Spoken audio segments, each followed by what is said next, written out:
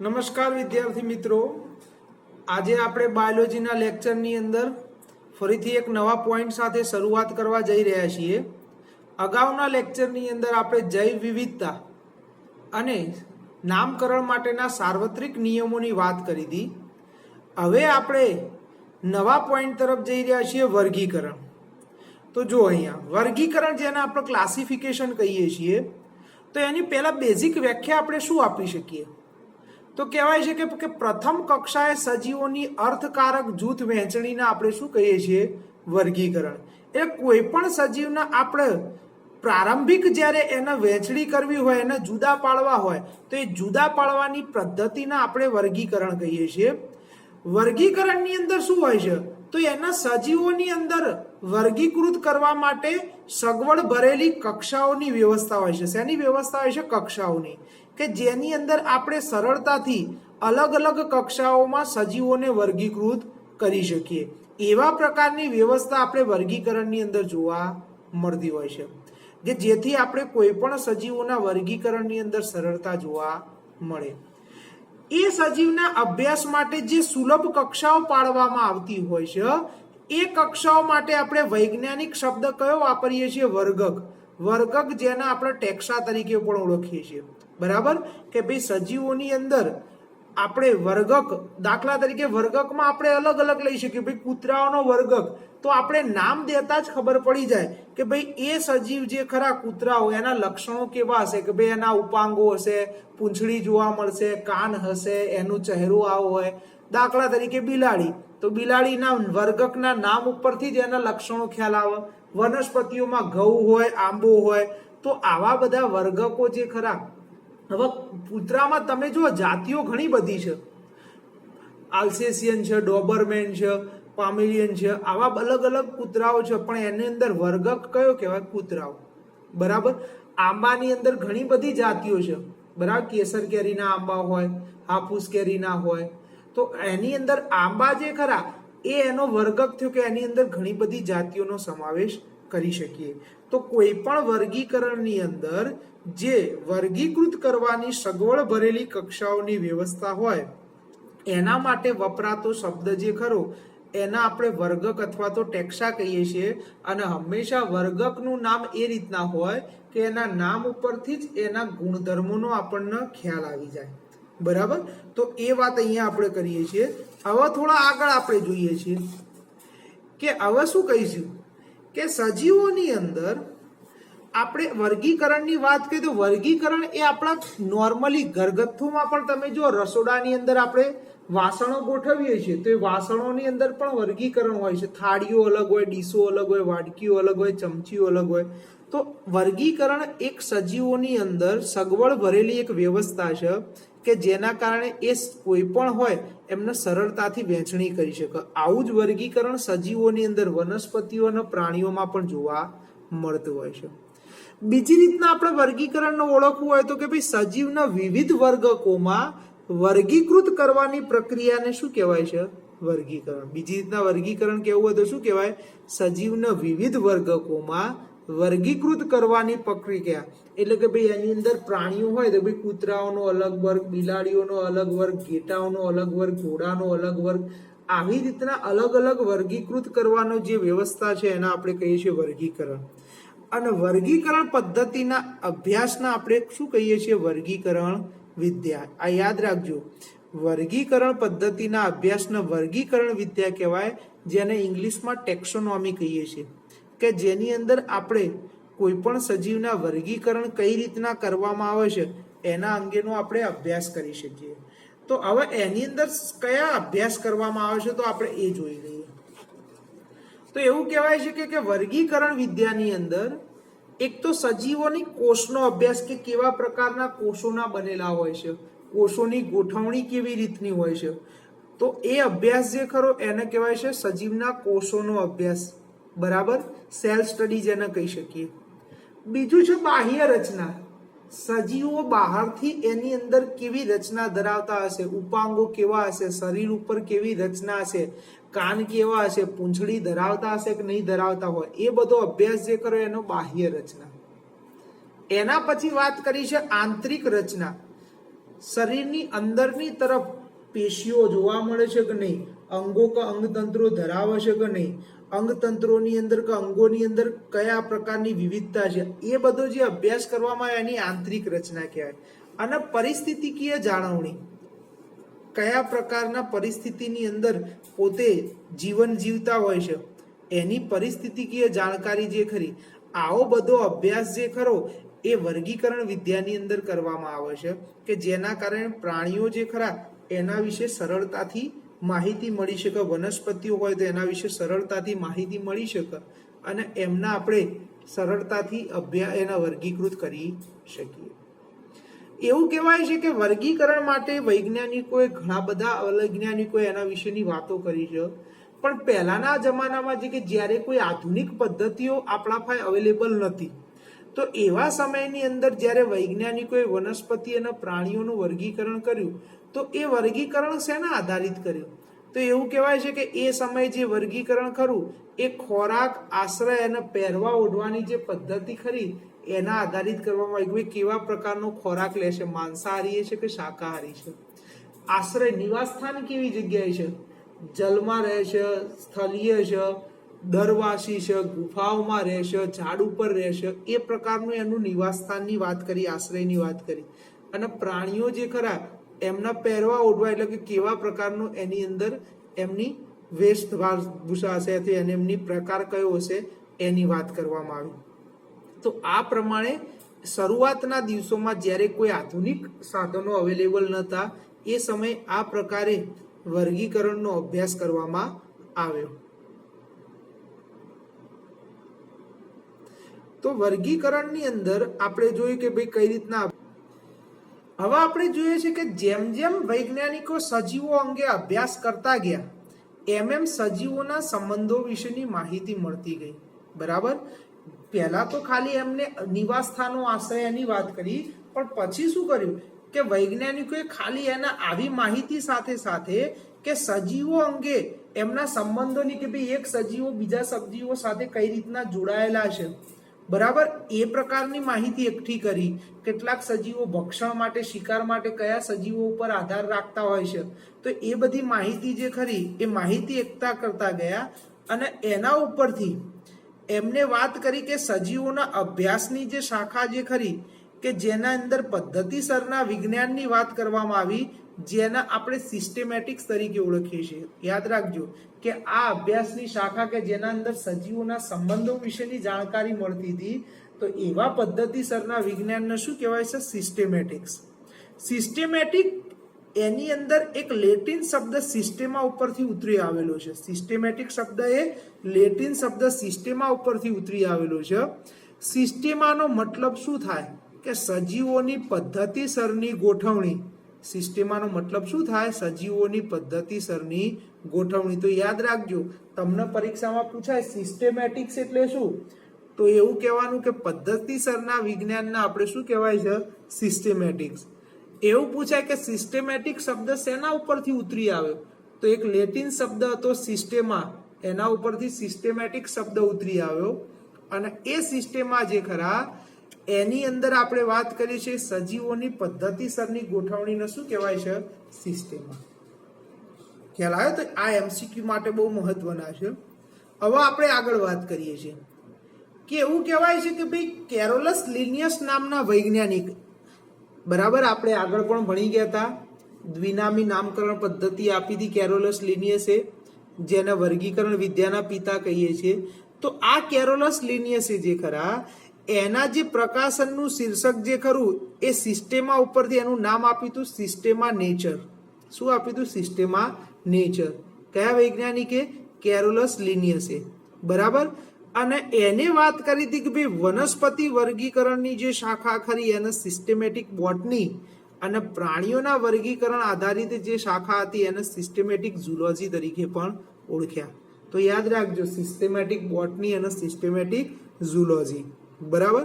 તો આટલા પોઈન્ટ આપણે લખીએ એટલે આપણો વર્ગીકરણ વાળો પોઈન્ટ આપણો પૂરો થાય. બરાબર. તો આટલા પોઈન્ટ આપણે વર્ગીકરણ વિશે લખવા પડે. હવે થોડા એનાથી આગળની તરફ જઈએ છીએ અને બીજો એક મહત્વનો પ્રશ્ન આપણે થોડો ચર્ચામાં લઈએ છીએ. એ પોઈન્ટ છે વર્ગીકૃત કક્ષાઓ. કયો પોઈન્ટ છે? વર્ગીકૃત કક્ષાઓ. તો વર્ગીકૃત કક્ષાઓની અંદર વાત કરીએ તો આ પ્રશ્ન થોડો સમજજો કે ભાઈ વર્ગીકરણ એ કોઈ એકાકી ચરણ પદ્ધતિ નથી, પણ તેમાં ક્રમશઃ શ્રેણીબદ્ધ ચરણ દર્શાવતી પદ્ધતિ છે. એટલે સિમ્પલ ભાષામાં કહીએ તો વર્ગીકરણ એક સિમ્પલ સ્ટેપ પદ્ધતિ નથી, કોઈ એક પહેલું સ્ટેપ કરીએ પૂરું થઈ જાય એવું નથી, પણ એની અંદર સ્ટેપ બાય સ્ટેપ એટલે કે ક્રમશઃ શ્રેણીબદ્ધ ચરણો દર્શાવતી છે કે ભાઈ એક શ્રેણી, બીજી શ્રેણી, ત્રીજી શ્રેણી, અને દરેક શ્રેણીની અંદર આવી ચરણો આવેલા હોય તો એવા પ્રકારનું વર્ગીકરણ જોવા મળે છે, જેમાં દરેક ચરણને હરોળ કે કક્ષા તરીકે પણ આપણે ઓળખીએ છીએ. દરેક ચરણ જે ખરું એને આપણે હરોળ અથવા તો કક્ષા તરીકે ઓળખીએ છીએ. અને જો આ બધી કક્ષાઓ વર્ગીકૃત વ્યવસ્થાનો ભાગ હોય તો એને વર્ગીકૃત કક્ષા કહેવાય, અને વર્ગીકૃત કક્ષાઓ ભેગા મળીને શું બનાવે છે? વર્ગીકૃત શ્રેણી. તો હવે કઈ રીતની વાત કરે છે હું તમને એક ઉદાહરણ તરીકે સમજાવું કે આપણે કોઈ એક સ્કૂલની વાત કરીએ કે એક સ્કૂલની અંદર 1000 વિદ્યાર્થીઓ છે. હવે આ 1000 વિદ્યાર્થીઓ મારે સમજવા હોય કે ભાઈ આ કયા કયા વિભાગના છે અથવા તો કઈ કઈ કક્ષામાં છે, તો હું એને સમજવા માટે શું કરીશ કે ભાઈ 1000 વિદ્યાર્થીઓને હું અલગ પાડવા માટે પહેલા કહે કે ભાઈ પ્રાઇમરી, સેકન્ડરી અને હાયર સેકન્ડરી, બરાબર. આ 3 ભાગની અંદર વિદ્યાર્થીઓ જુદા થઈ જાય કે ભાઈ 1 થી 8 ધોરણના પ્રાઇમરીમાં જતા રહે, 9-10 વાળા સેકન્ડરીમાં જાય અને 11-12 વાળા હાયર સેકન્ડરી, બરાબર. આપણે એને માધ્યમિક, ઉચ્ચતર માધ્યમિક કહીએ છીએ, પ્રાથમિક, માધ્યમિક અને ઉચ્ચતર માધ્યમિક. તો આ એક કર્યું તો આ મેં એક શું કર્યું? કક્ષા દર્શાવી કહેવાય. પણ એ કક્ષા વર્ગીકૃત કક્ષા કહીએ. કેમ કે ભાઈ મેં એની અંદર વિદ્યાર્થીઓને યોગ્ય રીતના વર્ગીકૃત કર્યા છે, તો એવી કક્ષાને આપણે કઈ કક્ષા કહીએ? વર્ગીકૃત કક્ષા, બરાબર. અને આવી વર્ગીકૃત કક્ષાઓ ભેગા મળે એટલે એમાંથી વર્ગીકૃત શ્રેણી બનતી હોય છે. વર્ગીકૃત કક્ષાઓ ભેગી બનીને શું બનતી હોય છે? વર્ગીકૃત શ્રેણી, બરાબર. આવા દાખલા તરીકે અહીંયા શું કહીશું કે પ્રાઇમરીની અંદર 1 થી 8 ધોરણ, તો દરેક કક્ષા કે હરોળ તરીકે નિર્દેશિત કરે તેના માટે વર્ગકી એટલે ટેક્સોન શબ્દ વપરાય કે ભાઈ પહેલું, બીજું, ત્રીજું. તો આ દરેક માટે આપણે કયો શબ્દ વાપરીએ છીએ? વર્ગકી. ખ્યાલ આવી ગયો? આ કક્ષા કે હરોળ જે ખરા એને વર્ગકી પણ આપણે કહી શકીએ. એવી જ રીતના સેકન્ડરીમાં ચલો મારે અલગ વર્ગીકરણ કરવું છે કે ભાઈ 9મું ધોરણ અલગ અને 10મું. હાયર સેકન્ડરીમાં મારે 11 અને 12 ને અલગ કરે. હજુ જો મારે એની અંદર ફરીથી વર્ગીકરણ કરવું હોય તો કે ભાઈ 11-12 ની અંદર સાયન્સ, કોમર્સ અને આર્ટ્સના વિદ્યાર્થીઓ અલગ થાય. સાયન્સની અંદર પણ આપણે કરવું હોય તો એની અંદર પણ આપણે કહી શકીએ કે ભાઈ બાયોલોજી વાળા, મેથ્સ વાળા વિદ્યાર્થીઓ અલગ થઈ જાય, અથવા તો જેને AB ગ્રુપ રાખ્યું હોય તે 3 ભાગ પડાય. તો વર્ગીકરણ કોઈ એક સિંગલ સ્ટેપ પ્રક્રિયા નથી, પણ એની અંદર ક્રમશઃ શ્રેણીબદ્ધ કક્ષાઓ ગોઠવાયેલી હોય છે, અને આ કક્ષા જે ખરી એ વર્ગીકૃત કક્ષા કહેવાય. અને વર્ગીકૃત કક્ષાઓ ભેગા મળીને આખી આ શ્રેણી રચે એને શું કહેવાય? વર્ગીકૃત શ્રેણી, બરાબર. તો આ એક મેં તમને ઉદાહરણ દ્વારા સમજાવ્યું. તો એવું કહેવાય છે કે પ્રાણી સૃષ્ટિ કે વનસ્પતિ સૃષ્ટિની વાત કરીએ તો એવું કહેવાય છે કે દરેક વર્ગકી જેની અંદર સમાવેશ થતો હોય તો એ સૌથી મોટો ભાગ કયો? તો એને સૃષ્ટિ કહેવાય છે કે દરેક સૃષ્ટિ જે કરી એમાં બધા જ વર્ગકી ટેક્સોનનો સમાવેશ થતો હોય. તો એવી એક આપણે રચના જોઈએ એટલે તમને ખ્યાલ આવે. તો અહીંયા જો મેં વર્ગીકરણની ઉદ્વિકાસીય શ્રેણી એટલે કે વર્ગીકરણની કક્ષાઓનો ચડતો ક્રમ દર્શાવતી એક શ્રેણી બતાવી છે. જેમ મેં તમને આગળ પેલી કીધી હતી કે ભાઈ આપણે હાયર સેકન્ડરી તો એક શ્રેણી કહેવાય, બરાબર. અને વર્ગીકૃત શ્રેણી છે કેમ કે એની અંદર દરેક ચરણ કક્ષાઓ જોવા મળતી હોય છે. તો એવું કહે છે કે સૃષ્ટિ જે ખરી એ સૌથી ઉચ્ચ કક્ષાનો દરજ્જો કહેવાય અથવા તો સૌથી મોટો એકમ. વર્ગીકરણમાં સૌથી મોટો એકમ કયો કહેવાય? સૃષ્ટિ. અથવા તો સૌથી ઉચ્ચ કક્ષાનો દરજ્જો કોને કહેવાય?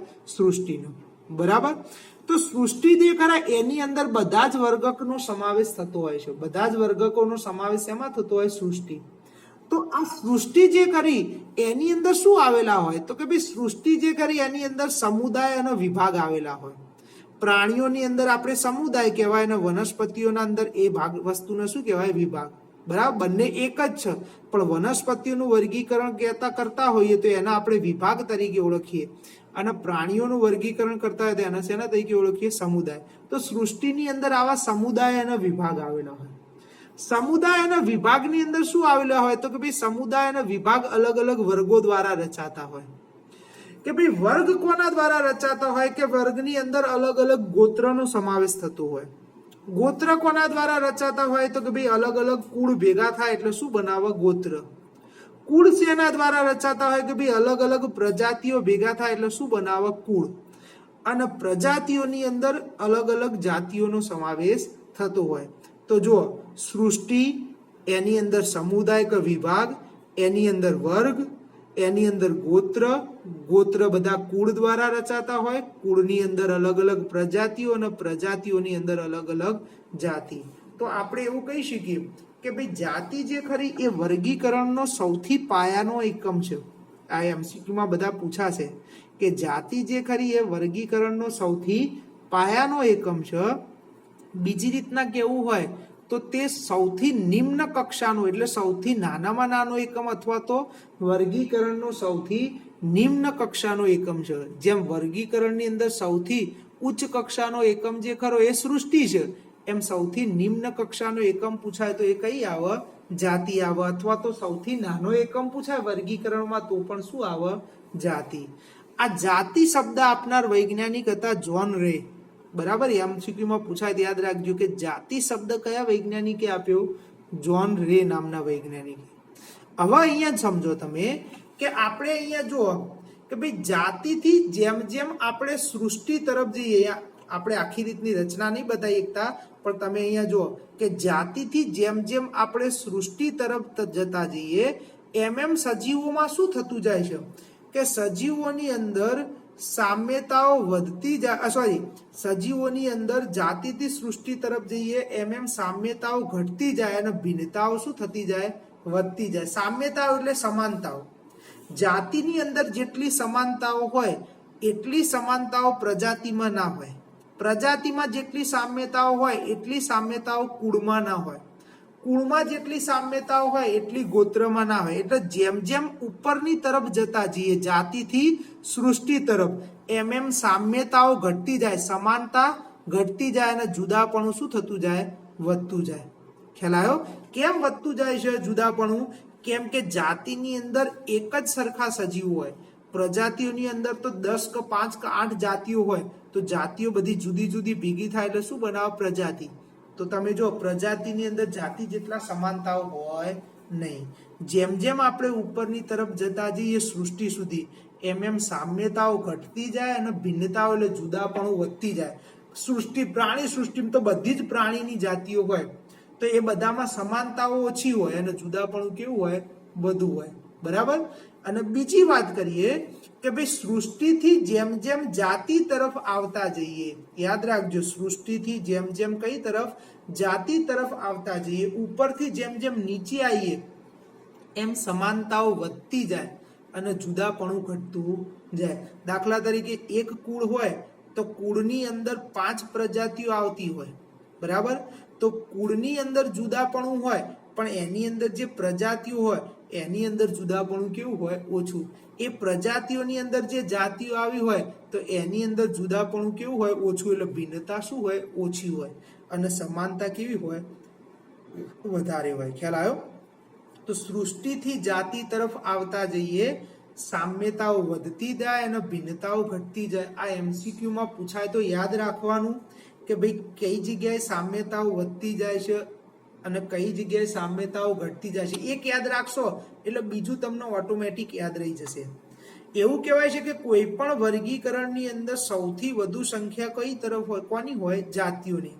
અને જેમ જેમ આપણે ઉપર જતા જઈએ એમ એમ સંખ્યામાં ઘટાડો જાય સૃષ્ટિમાં સૌથી ઓછી હોય કેમ કે સૃષ્ટિ એક જ હોય કોઈ પણ સૃષ્ટિ પ્રાણી સૃષ્ટિ એક જ હોય એમાં સમુદાય બની શકે કે ભાઈ પ્રાણી સૃષ્ટિમાં 8-10 સમુદાય આવે સમુદાયની અંદર વર્ગો બની શકે કે ભાઈ દરેક સમુદાયની અંદર 5-10-15 વર્ગ આવે બરાબર તો એવું કહેવાય છે કે સૌથી ઓછી સંખ્યા સૃષ્ટિની હોય અને સૌથી વધુ વર્ગીકરણમાં સંખ્યાઓ કોની હોય જાતિની હોય છે ખ્યાલ આવી ગયો તો આ એક ક્રમ તમને આપ્યો છે એ ક્રમ તમારા માટે બહુ મહત્વનું છે ક્રમની અંદર તમને ઘણી વખત પૂછાશે કે યોગ્ય ક્રમ સાચો ક્રમ કયો છે તો કે ભાઈ જાતિ પ્રજાતિ કુળ ગોત્ર, વર્ગ, સમુદાય કે વિભાગ અને સૃષ્ટિ. બરાબર, આ ક્રમ યાદ રાખવાનો. બીજું હું તમને વાત કરું છું કે ભાઈ નીટ માટે તમારે થોડું યાદ રાખવું હોય તો અહીંયા આપણે ચોપડી સિવાય અમુક ભાગ જે ખરા જે આપણે અહીંયા વર્ગીકરણની અંદર કક્ષામાં જોઈ શકીએ શ્રેણીમાં, તો અહીંયા કયા છે જે ચોપડી મેં નહીં આપ્યો કે ભાઈ સૃષ્ટિ અને સમુદાય વચ્ચે ઉપસૃષ્ટિનો સમાવેશ થતો હોય. આપણે પ્રાણી સૃષ્ટિનું વનસ્પતિ સૃષ્ટિનું વર્ગીકરણ ભણીશું તો ઘણી જગ્યાએ તમને સમુદાય સીધા નહીં આપ્યો હોય પણ શું આપ્યું છે, ઉપસૃષ્ટિ આપ્યું છે. એવી રીતે સમુદાય અને વર્ગ જે ખરા એની વચ્ચે પ્રવર્ગનો સમાવેશ થતો હોય છે. વર્ગની અંદર પાછા ઉપવર્ગ આવે, ઉપવર્ગની અંદર પાછા શ્રેણી આવે અને શ્રેણીની અંદર શું આવે, ગોત્ર. તો તમે જો ઉપસૃષ્ટિ, પ્રવર્ગ, ઉપવર્ગ અને શ્રેણી આ ચાર જે કક્ષાઓ ખરી એ તમને અહીંયા ચોપડીની અંદર વર્ગીકરણમાં બતાવી નથી. પણ ઘણી વખત કોઈ આના આધારિત નીટનો ક્વેશ્ચન પૂછાઈ જાય તો આપણને ખબર હોવી જોઈએ કે ભાઈ સૃષ્ટિમાં ઉપસૃષ્ટિ, ઉપસૃષ્ટિમાં વિભાગ કે સમુદાય, એની અંદર પ્રવર્ગ, પ્રવર્ગની અંદર વર્ગ, વર્ગની અંદર ઉપવર્ગ, ઉપવર્ગમાં શ્રેણી, શ્રેણીમાં ગોત્ર, ગોત્રમાં કુળ, કુળમાં પ્રજાતિ અને પ્રજાતિમાં જાતિ. તો આ રીતના આપણે ઊંડાણપૂર્વક આખો એક અભ્યાસ કર્યો. બરાબર, તો આપણે જો બે પ્રશ્નો ભણ્યા. એક આપણે વાત કરી વર્ગીકરણની જેને ક્લાસિફિકેશન કીધું અને બીજી વાત કરી વર્ગીકૃત કક્ષાઓ. બંને પ્રશ્નો મહત્વના છે. 3-3 માર્ક્સના ક્વેશ્ચનની અંદર પરીક્ષાની અંદર પૂછાતા હોય છે અથવા તો હેતુલક્ષી માટે કહીએ તો પણ આ મહત્વના છે. હવે આ પોઈન્ટ પૂરો થયા પછી આપણે એના પછીના પોઈન્ટની અંદર જે પણ આપણે વર્ગીકરણની ઉદ્વિકાસીય શ્રેણી ભણી ગયા જાતિથી લઈને સૃષ્ટિ સુધી, તો એ દરેકના વિશે આપણે ભણવાનું છે. જાતિ કોને કહેવાય, એના ઉદાહરણો કયા છે, પ્રજાતિ કોને કહેવાય, એના ઉદાહરણો કયા છે, એ દરેકના ઉદાહરણો વિશે આપણે ભણવાનું છે. એમ જાતિથી લઈને સૃષ્ટિ સુધી આપણે એનો ઊંડાણમાં અભ્યાસ કરવાનો થશે. બરાબર, તો આજનું લેક્ચર અહીંયા સુધી આપણે રાખીએ છીએ. નેક્સ્ટ લેક્ચરની અંદર આપણે જાતિથી લઈને સૃષ્ટિ સુધી દરેકના અભ્યાસ કરી અને એના ઉદાહરણો આપણે સમજીશું.